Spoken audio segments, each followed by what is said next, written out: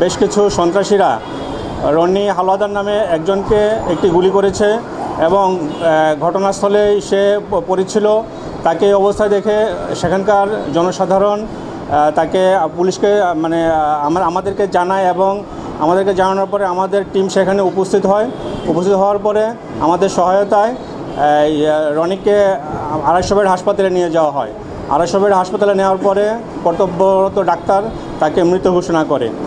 এবং এই ঘটনার পরপরই আমাদের থানার এবং অন্যান্য থানার টিমও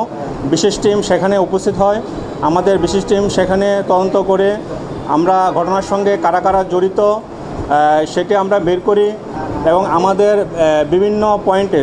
খুলনা মেট্রোপলিটনের বিভিন্ন পয়েন্টে আমাদের চেকপোস্ট বসে এবং বিভিন্ন জায়গায় আমাদের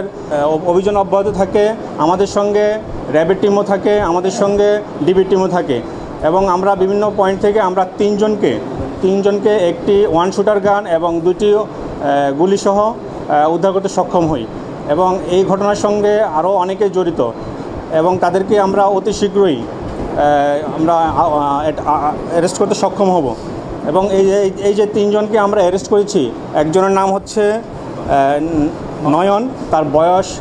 23 এবং তার বিরুদ্ধে দেখা যাচ্ছে যে একটি হত্যা মামলা সহ একাধিক মাদক মামলা রয়েছে এবং আরেকজন রয়েছে মিরাজ, তার নামেও একাধিক মামলা রয়েছে এবং আরেকজন জসিম হাওলাদার, তার নামেও অনেকগুলো মাদকের মামলা রয়েছে এবং আমরা আপনাদেরকে দায়িত্বহীনভাবে বলতে চাই যে অন্যান্য আসামি আমরা তদন্তের স্বার্থে ওদের নামগুলো বলছি না, তবে এদেরকে আমরা অতি শীঘ্রই আমরা অ্যারেস্ট করতে সক্ষম হব।